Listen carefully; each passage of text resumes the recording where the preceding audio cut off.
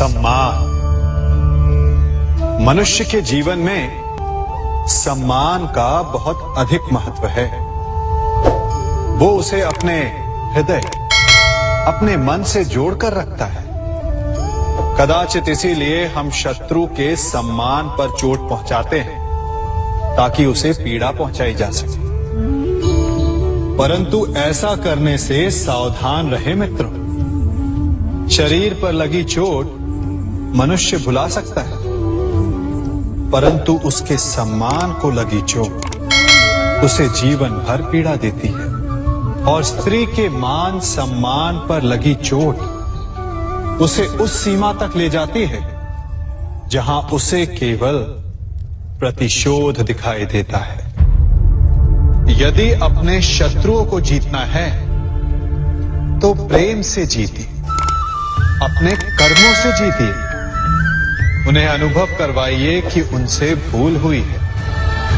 किसी के सम्मान को ऐसी चोट ना पहुंचाइए कि वो आपका नाश करने पर उतर आए। स्मरण रखिए, किसी का अपमान करके आपके हृदय को कदाचित थोड़ा संतोष आ जाए, परंतु उस अपमान से आप कई हृदयों को आघात पहुंचाते हैं और अपने लिए एक शत्रु और बढ़ा लेते हैं। हम सब शीघ्र ही सफलता चाहते हैं, ढेर सारी संपत्ति और सुख चाहते हैं, और ऐसे में कई बार हम छोटे मार्गों का चयन कर लेते हैं। वो मार्ग जिनमें परिश्रम नहीं होता, जिनमें होता है तो केवल छल, कुटिलता और भाग्य का सहारा। जैसे कि जुआ। कोई जुए के खेल में धन लगाता है, कोई दांव लगाता है और ये भूल जाता है कि जुआ ऐसा दलदल है कि जिसमें एक बार गिरे तो सर्वनाश से पहले निकलना असंभव है। यदि आप जीते तो और जीतने की भूख बढ़ जाएगी, और यदि आप कुछ हार बैठे तो उसे पुनः पाने के लिए आप फिर से खेलेंगे। मनुष्य को ये आभास ही नहीं होता कि अपनी संपत्ति के साथ साथ वो अपनी मानवता, अपने संस्कार, अपना धर्म और अपना उत्तरदायित्व सभी जुए की भेंट चढ़ा देता है। इसलिए कुछ पाना है तो परिश्रम से पाओ। यदि कुछ जुए में जीता तो वो उतना शीघ्र ही खो दोगे, चूंकि उसे परिश्रम से पाया नहीं गया है, और उसकी रक्षा करने के लिए आपके मन में स्वाभाविक प्रयास भी नहीं होंगे। क्षमा बढ़न को चाहिए, छुट्टन को उत्पाद। क्षमा इस संसार में शांति का, सुख का मूल आधार है। क्षमा आपके मन से प्रतिशोध और शत्रुता जैसे भावों को समाप्त करती है। परंतु क्या हर स्थान पर क्षमा आवश्यक है? क्या प्रत्येक का अपराध क्षमा करने के योग्य होता है? नहीं। कभी कभी उसे क्षमा करके हम उस व्यक्ति को और बड़ा अपराध करने की प्रेरणा देते हैं, और ऐसा ही अपराध है स्त्री का मान भंग करना, जिसमें क्षमा की कोई अवस्था नहीं। यदि सिंह भूल से गाय के बछड़े का अखेट कर ले तो उसे क्षमा किया जा सकता है, परंतु यदि वो नरभक्षी हो जाए तो उसके केवल दो स्थल होते हैं, या तो पिंजरा या फिर मृत्यु की गोद। कुछ परिस्थितियों में क्षमा के स्थान पर दंड देना आवश्यक होता है, चूंकि ये दंड का भय ही है जो लोगों को वो अपराध करने से रोकता है। संसार में सबसे बड़ा क्या है? अभिमान और बाहुबल, या विश्वास और आस्था? निश्चित रूप से बाहुबल के महत्व को नकारा नहीं जा सकता।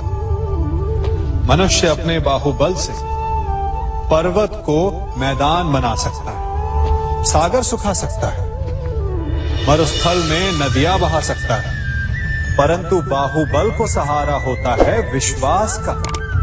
यदि मन में विश्वास ना हो तो बाहुबल किसी काम का नहीं। वो कौन सा बल कि मोर आकाश की ओर ताकते हैं? वो विश्वास ही तो है जिसके कारण वर्षा होती है और दोनों की प्यास बुझती है। परंतु जब पाप के बाहुबल का सामना धर्म के विश्वास से होता है तो बाहुबल हार जाता है और जीतता है विश्वास। विजय होती है आस्था की। यदि आप सत्य के मार्ग पर चल रहे हैं और आप अपने इष्ट में आस्था रखते हैं तो किसी भी पापी का बल आपका कुछ नहीं बिगाड़ सकता। कभी सोचा है हमारा जीवन भी उस रेत की घड़ी की भांति है?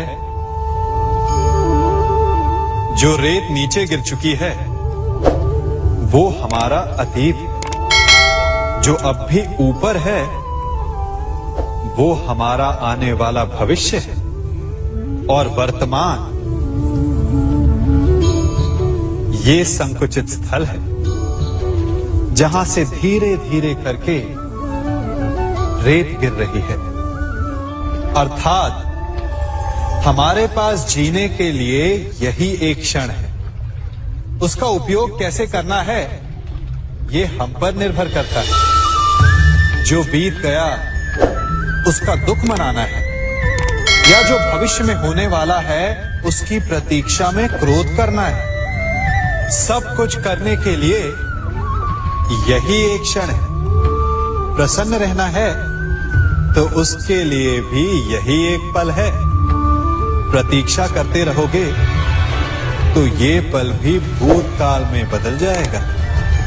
इसलिए आनंद के लिए, परोपकार के लिए प्रतीक्षा ना कीजिए। आपके पास जो पल है उनका भरपूर सदुपयोग कीजिए, क्योंकि इस घड़ी को पलटकर आप फिर से समय अवश्य गिन सकते हैं, परंतु अपना बीता हुआ समय आप वापस नहीं लौटा पाएंगे।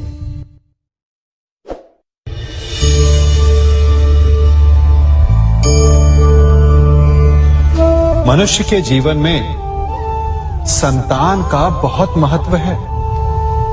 उस संतान के लिए वो कितने कष्ट सहता है, उसे पालता है, पोसता है, और यदि यही संतान संताप का कारण बन जाए तो क्या ये उसका दोष है? अधिकतर ये दोष हमारे लालन पालन का होता है। बचपन में बालक के हठ को मानकर हमें आनंद की अनुभूति अवश्य होती है, परंतु धीरे धीरे अपने बालक के हठ को मानकर उसके हठ के दास हो जाते हैं। एक हठी उद्दंड और असंस्कारी संतान उस सूखे वृक्ष के समान होती है कि यदि जिसमें आग लग जाए तो वो सारे वन को भस्म कर डाले। और स्मरण रहे, जब उसमें अग्नि लगती है तो सबसे पहले वो स्वयं के घर को ही भस्म करती है। इसलिए जब आवश्यकता हो तो अपनी संतान के हठ का विरोध करें, उसे रोके, क्योंकि यदि समय रहते ऐसा ना किया गया तो भविष्य में इस समस्या के परिणाम गंभीर हो सकते हैं। प्रतिज्ञा, वचन, ये सब मनुष्य ने समाज को सही दिशा में रखने के लिए बनाए हैं। वो मनुष्य ही क्या जिसके जीवन में नियम ना हो, जिनका वो पालन ना करे, परंतु समय के साथ चलने के लिए नियमों को बदलना भी आवश्यक होता है, क्योंकि ये आज का समय ही तो है जो बीत जाने के पश्चात इतिहास बन जाएगा। यदि आवश्यकता पड़ने पर नियम और प्रतिज्ञा भंग ना की जाए, समय की मांग के अनुरूप अपनी प्रतिक्रिया ना बदली जाए, तो इतिहास हमें कभी क्षमा नहीं करेगा। आवश्यकता पड़ने पर आपकी तोड़ी हुई एक प्रतिज्ञा, एक बंधन कभी कभी पूरे मानव इतिहास को बड़े विनाश से बचा सकता है। इसलिए नियम, प्रतिज्ञा, वचन कुछ नहीं, कुछ है तो केवल समय, जिसके अनुरूप चलने वाला ही सफल हो सकता है। कभी किसी पक्षी को घोंसले की नींव बनाते देखा है? अथक परिश्रम करके तिनका तिनका बिटोर कर वो पक्षी अपना घोंसला बनाता है, अपनी संतान के लिए एक सुरक्षित घर बनाता है। और फिर कहीं से तीव्र आंधी आती है, भारी वर्षा होती है और उसका घोंसला तिनका तिनका करके बिखर जाता है। फिर वो पक्षी क्या करता है? वो रोता नहीं, ना ही विलाप करता है। वो बिना विलंब करे फिर से अपना घोंसला बनाना प्रारंभ कर देता है और सफलता पाता है। फिर हम क्यों छोटी छोटी असफलता से भयभीत होकर परिश्रम करना छोड़ देते हैं? एक बात सदा स्मरण रखिएगा, हर वृक्ष कुल्हाड़ी की एक मार से नीचे नहीं गिरता, हर चट्टान घन के एक प्रहार से नहीं टूटती। सफलता पाने के लिए अनावरत परिश्रम करना ही मात्र एक मार्ग है। स्वीकारण, सत्य का स्वीकारण मनुष्य के लिए बहुत ही महत्वपूर्ण है। जब तक मनुष्य सत्य को स्वीकार नहीं करता, उसे असत्य से लड़ने की शक्ति प्राप्त नहीं होती। जब आप भोजन करते हैं तो क्या होता है? आपका पेट स्वीकारता है कि वो भर चुका है और आप भोजन करना बंद कर देते हैं। जब आपको निद्रा आती है तो क्या होता है? आपका मन स्वीकारता है कि आपका शरीर थक चुका है और उसे विश्राम की आवश्यकता है। उसी प्रकार जब आपको किसी व्यसन को रोकना हो तो आपको स्वीकारना पड़ता है कि बहुत हो चुका, चाहे वो लालच हो या मदिरापान। उस व्यसन का त्यागना तभी प्रारंभ होता है जब आप ये स्वीकार कर लेते हैं कि आप उस व्यसन के बंधक। संसार का सबसे बड़ा पाप क्या है? असत्य बोलना, हत्या कर देना, चोरी करना या किसी का अपमान करना। संसार का सबसे बड़ा पाप है किसी निर्बल को सताना, और संसार का सबसे बड़ा दंड भी उस निर्बल के मुख से निकली हाय है। आप देख रहे हैं मैं क्या कर रहा हूं? मैं लौह पिघला रहा हूं और ये लौह पिघलता है इस चमड़ी की बनी धूनकी से निकली हवा से। तनिक सोचिए, एक मृत पशु की खाल से बनी धूनकी इतने कठोर लोहे को भस्म कर सकती।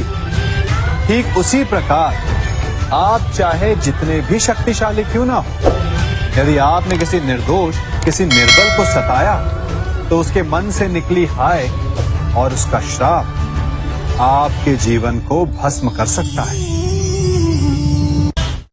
स्वर्ण, सज्जन पुरुष और परोपकारी मनुष्यों की गति एक समान होती है।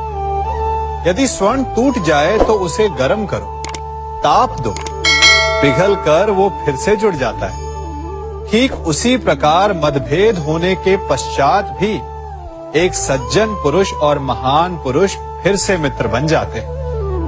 परंतु दुर्जन दुष्ट माटी से बने लोग उस पके हुए मटके के समान होते हैं कि जिनमें यदि एक बार दरार आ जाए तो वो स्वयं ही स्वयं का सर्वनाश कर लेते हैं। इसलिए मित्रता केवल सज्जनों से ही करें ताकि मतभेद ना हो। दुष्टों का समूह अपना नाश स्वयं ही कर लेता है। यदि कोयले की खान में जाओ तो चाहे जितनी भी सावधानी बरतो, अपने वस्त्रों पर कालिख लग ही जाती है। इसलिए दुष्ट मित्रों से सावधान, सज्जन शत्रु प्रत्येक परिस्थिति में श्रेष्ठ है। प्रत्येक मनुष्य सफलता पाने के लिए कार्य करता है। कुछ सफल होते हैं, कुछ नहीं होते, और जो सफल नहीं होते वो सदा अपनी असफलता का कारण या तो अपनी परिस्थितियों को बताते हैं या अपने सहयोगियों को दोषी ठहराते हैं। परंतु क्या वास्तविकता में ऐसा ही होता है? क्या कोई परिस्थिति या कोई व्यक्ति किसी की असफलता का कारण बन सकते हैं? उत्तर हां भी है और ना भी। कैसे? आप इस तितली को देख रहे हैं, आपने एक मक्खी को भी देखा हो। प्रकृति ने दोनों को समान गुण दिए हैं रस पान करने का। एक तितली फूलों पर जाकर उसका रस लेती और इस अवस्था में नए फूल खिलने की व्यवस्था भी करती है, और मक्खी घाव पर बैठती है, घाव को सड़ाती है और रोग भी फैलाती है। यदि इसमें किसी बात का अंतर है तो केवल सोच का। यदि आप उचित मार्ग चुनेंगे तो आपको सफलता मिलेगी, आप में उत्साह बढ़ेगा, और यदि आप अनुचित मार्ग चुनेंगे तो आपको असफलता मिलेगी, निराशा मिलेगी। अब उचित मार्ग चुनना है या अनुचित मार्ग, ये निर्णय तो आप पर निर्भर करता है। मनुष्य सदा भला बुरा, खरा खोटा, सत्य असत्य की बातें करता है। सत्य को अच्छा मानता है और असत्य को बुरा। परंतु क्या आपने कभी ये सोचा है कि प्रत्येक वस्तु, प्रत्येक भाव का एक महत्व होता है? दोनों ही एक दूसरे के पूरक होते हैं। यदि काला रंग नहीं होगा तो क्या श्वेत रंग की आभा का अनुभव होगा? यदि असत्य नहीं होगा तो क्या सत्य के महत्ता का ज्ञान होगा? यदि बुरा नहीं होगा तो क्या भले पर आपको विश्वास होगा? कुछ महत्वपूर्ण है तो दोनों के मध्य का संतुलन। बुरी से बुरी वस्तु, समय या भाव, कोई ना कोई स्वयं में शुभ छिपाए रखती है। कभी काले गरजते मेघों को देखा है? उसके किनारे भी एक स्वर्णिम आभा होती है। उसी प्रकार यदि आपके जीवन में बुरा समय आए तो आपको अपने सच्चे मित्रों की पहचान हो जाती है। तो बुरे समय में निराश ना हो, उसमें भी कुछ शुभ खोजने का प्रयास करें, और धीरे धीरे सब कुछ आपके जीवन में स्वतः शुभ हो जाएगा। संसार में सबसे महत्वपूर्ण क्या है? दृष्टि या दृष्टिकोण, समझ या सोच? सामान्यतः मनुष्य की दृष्टि और सोच में अधिकतर वो वस्तु, वो घटनाएं, वो भाव श्रेष्ठ हैं जो हमें आनंद दे, और जो हमें आनंद नहीं देते उन्हें हम दुखदाई मान लेते हैं। परंतु दृष्टिकोण और सोच को यदि एक भिन्न कोण से देखें तो परिस्थितियां भिन्न सिद्ध हो सकती हैं। जिस प्रकार भीषण गर्मी हमें सुहाती नहीं, परंतु वही गर्मी सागर और नदियों के जल को वाष्पित करती है और हमें मनोरम वर्षा का आनंद देती है, उसी प्रकार भीषण परिश्रम के पश्चात हमें सफलता मिलती है, इच्छा के पश्चात हमें हमारा लक्ष्य मिलता है। तो सदा स्मरण रखिएगा कि दुख और पीड़ा से भागे नहीं, क्योंकि यही भविष्य में आने वाले सुख का मूल है। जब भी आपने यात्रा की होगी तो अवश्य अपने मार्ग के आसपास कुछ रिक्त स्थान देखे होंगे, कुछ खेत देखे होंगे, कोई ना कोई भूमि का टुकड़ा अवश्य देखा होगा। कुछ स्थान ऐसे होते हैं जहां पेड़ लगे होते हैं, जहां माली बड़े प्रेम से उन्हें बोता है, उन्हें सींचता है। और कुछ स्थान ऐसे भी होते हैं जहां बिना माली के खरपतवार उग जाते हैं, कुछ अन्य पौधे उग जाते हैं। माली द्वारा उगाए वृक्ष हमें ठंडी छाया देते हैं, हमें फल देते हैं, ईंधन के लिए लकड़ियां देते हैं। और बिना परिश्रम के उपजित खरपतवार यदि कुछ करते हैं तो ये कि वो भूमि को बंजर बनाते हैं। हमारा मन भी रिक्त भूमि की भांति होता है। यदि अपने परिश्रम से उसमें सुविचारों के बीज डालोगे तो फलदायक विचार उपजेंगे, और यदि उसे रिक्त छोड़ दिया तो खरपतवार की भांति अनुपयोगी विचार आपके मन को अपना घर बना लेंगे, आपके मन को मैला कर देंगे, उसे बंजर कर देंगे। अब निर्णय आपका है कि आपको सुविचार देने वाला मन चाहिए या कुंठा देने वाला। क्या कर रहा हूं मैं? दर्पण में देख रहा हूं। आप लोग भी प्रतिदिन देखते होंगे, परंतु प्रतिदिन अपना मुख देखने के बाद भी उस पर लिखी एक बड़ी सीख देखना भूल जाते हैं। अब आप कहेंगे कैसी सीख? तो जाइए एक बार फिर से दर्पण के सामने जाइए और मुख खोलकर देखिए, क्या दिखेगा? दंत पंक्ति और जीभा, है ना? अब विचार कीजिए, दंत जन्म के पश्चात आते, एक नहीं 2 बार आते, परंतु मृत्यु से पूर्व नष्ट हो जाते हैं। और जीभा जन्म पहले से होती है, परंतु मनुष्य के मृत्यु के पश्चात भी उसके अस्तित्व में रहती है ना? आश्चर्य की बात। दंत कठोर होते हैं, जीभा कोमल, परंतु फिर भी दंत नष्ट हो जाते हैं, जीभा नहीं होती। यही रहस्य है कि हठी और कठोर लोग शीघ्र नष्ट होते हैं और कोमल लचीले आवश्यकता के अनुसार स्वयं में परिवर्तन ला सकने में सक्षम लोगों का ही अस्तित्व रहता है।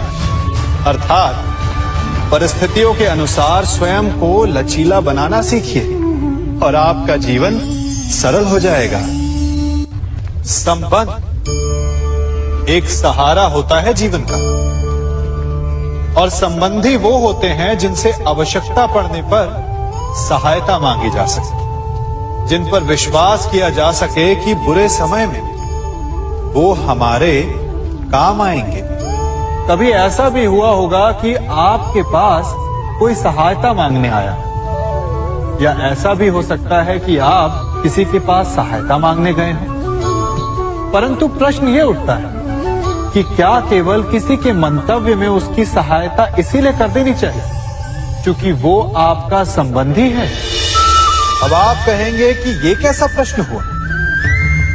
तनिक सोचिए, एक अस्त्र बनाने वाला जब अस्त्र बनाता है तो ये अस्त्र किसको देना है उसका अधिकार उसी के पास होता है। वो चाहे तो ये अस्त्र किसी को भी दे सकता है, वो एक सैनिक को भी दे सकता है या एक डाकू को भी, और यही अस्त्र 2 भिन्न कार्य कर सकती है। यदि डाकू के हाथों में आ गई तो उसका भय दिखाकर वो लोगों को लूटेगा, निरपराधों का रक्त बहाएगा। सहायता करने वाले की भी अवस्था ऐसी ही होती है। इसलिए किसी की सहायता करने से पूर्व ये विचार कर लेना आवश्यक है कि किसे क्या, कब और कितनी सहायता देनी चाहिए कि उसका दुरुपयोग ना हो। यदि आपकी सहायता से कोई अधर्म हुआ तो उसके उत्तरदायी आप ही होंगे। जीवन में कई बार ऐसे अवसर आते हैं कि आप लोगों से मिलने जाते हैं और उनसे कुछ आकांक्षाएं भी रखते हैं, और कई बार जीवन में ऐसे अवसर भी आते हैं कि लोग आपसे मिलने आते हैं। इसलिए अतिथियों का सम्मान करने से पूर्व सदा कुछ बातों को स्मरण रखना आवश्यक होता है। यदि कोई आपके पास मिलने आता है तो उसके 3 कारण हो सकते हैं। पहला कारण होता है भाव, दूसरा अभाव और तीसरा प्रभाव। तो जैसा अतिथि उसको वैसा ही सम्मान दे। यदि आपके पास कोई भाव से आए तो उसे केवल आपका प्रेम चाहिए, आपका सानिध्य चाहिए।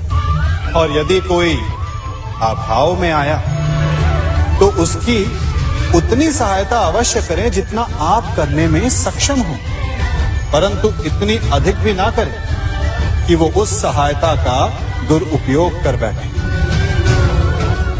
और यदि कोई प्रभाव में आया तो स्वयं पर अभिमान ना करें, क्योंकि कभी ना कभी जीवन में आप भी भाव, अभाव और प्रभाव के चक्रव्यूह में फंस सकते हैं।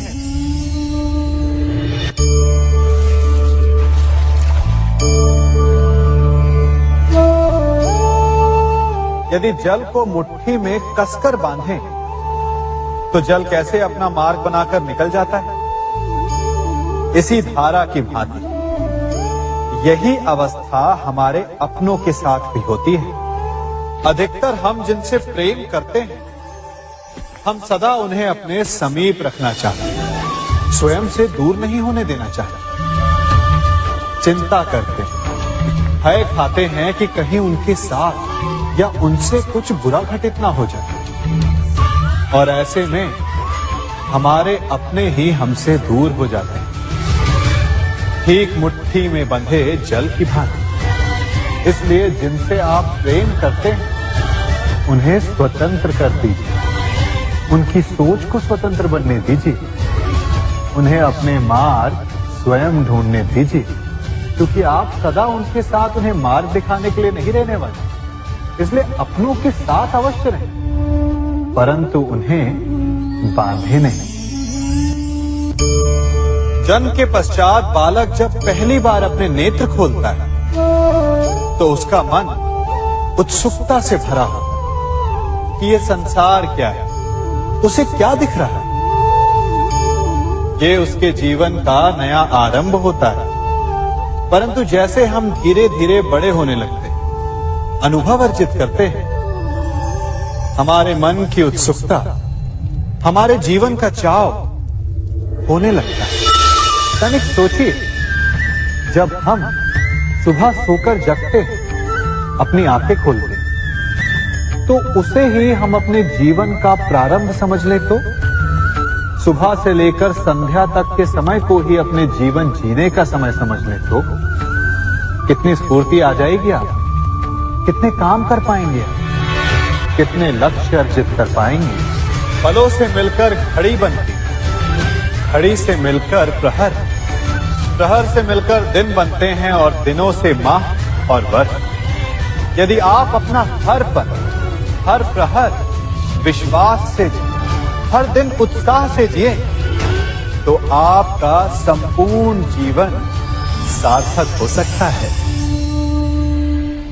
मनुष्य अपना जीवन विश्वास पर जीता है, परंतु विश्वास किसका? तनिक सोचिए, किस पर विश्वास है आपको? महापुरुषों की कही बातों पर, ग्रंथों में लिखे ज्ञान पर, माता पिता की सीख पर, या मित्रों के दिए गए निर्देशों पर, या फिर मेरी कही बातों पर? ये सब विश्वास अपूर्ण है जब तक आपको स्वयं पर विश्वास ना हो। यदि विश्वास करना है तो पहले अविश्वास करने के विज्ञान को भी सीखना चाहिए। आप किसी की बातों पर विश्वास न करें, आप अपने मन से पूछें, अपनी अंतर आत्मा से प्रश्न करें, और जो उत्तर मिलेगा वही सबसे उचित होगा। जब आप अपने मन, अपनी अंतरात्मा पर विश्वास करना सीख जाएंगे तो नीति, ज्ञान सब आपके भीतर से स्वतः उमड़ेगा।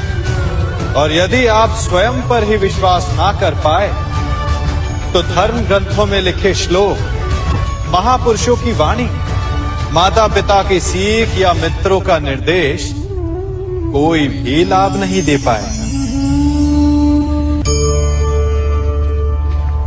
एक पिता होने के नाते आप अपनी संतान के लिए क्या करते हैं?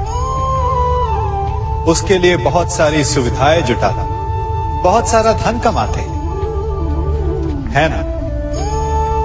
और क्या आपको ऐसा लगता है कि यही उचित है आपकी संतान के लिए? इस पंछी को देख रहे हैं,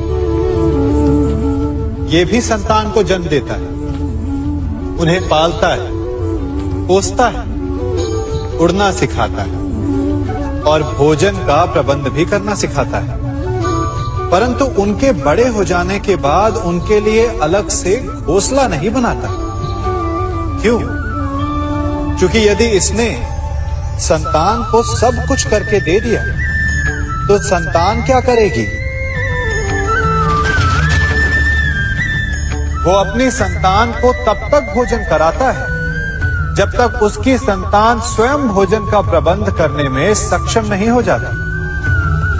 और उसका लाभ ये मिलता है कि उसी की भांति उसकी संतान आत्मनिर्भर बनती है। इसलिए अपनी संतान को उतनी ही सुविधाएं दें जितनी आवश्यक है। मोह को त्यागें।